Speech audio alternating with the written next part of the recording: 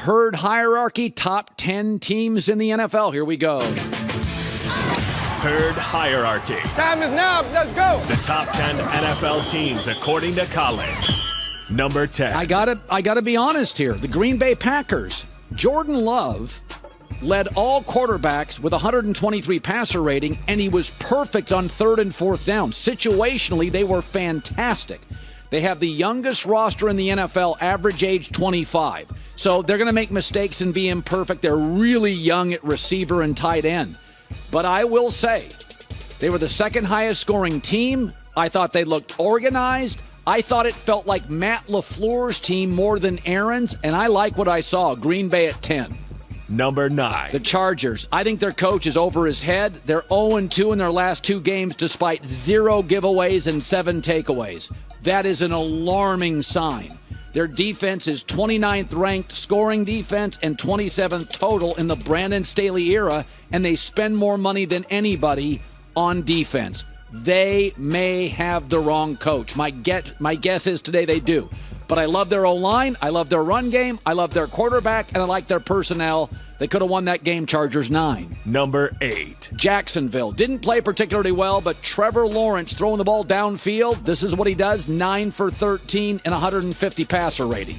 So with Calvin Ridley, they're going to go over the top a lot. Calvin Ridley had 8 catches, 100 yards, and a touchdown. And so, Calvin Ridley changes this offense. This is a beat-you-over-the-top offense if they have to. They've got plenty of guys underneath, like what I saw Jags at 8.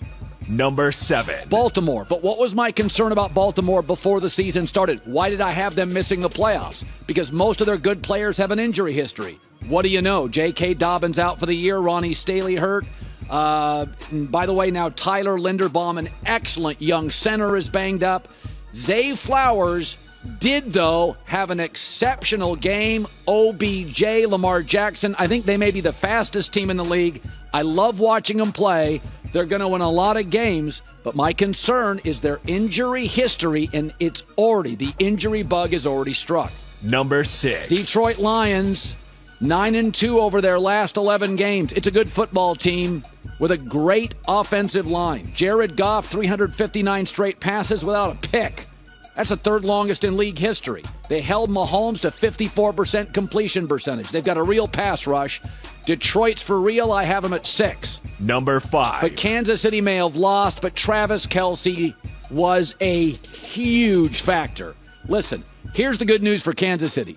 Mahomes with Kelce, they'll be great, and their defense is young and spectacularly fast. This could be the best defense in the Mahomes era.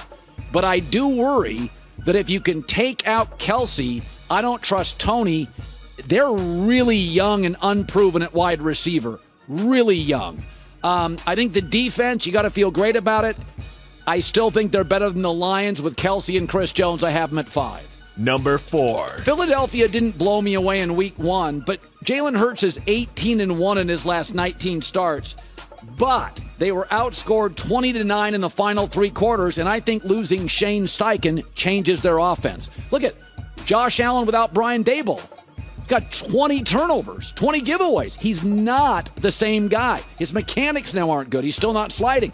Jalen Hurts is not going to put up last year's numbers, but they're very, very good. It's a very, very good football team. I have them at 4. Number 3. I got to go Dallas. I saw what I saw, 40-0. The bottom line here is they're 11-1 in their last 12 games against the Giants. So this was a little bit the big cool kid in the playground beating up on the small defenseless kid. They just have a major matchup advantage over the Giants. But they had 7 sacks and 3 takeaways. And they led the NFL in each of the last 2 years in takeaways. Brandon Cooks, CeeDee Lamb, and Tony Pollard are home run guys potentially. Their O-line, I thought, was better than I suspected. Listen, last 2 years, they lead the league in taking the ball away. This is what they are now. It's not a fluke.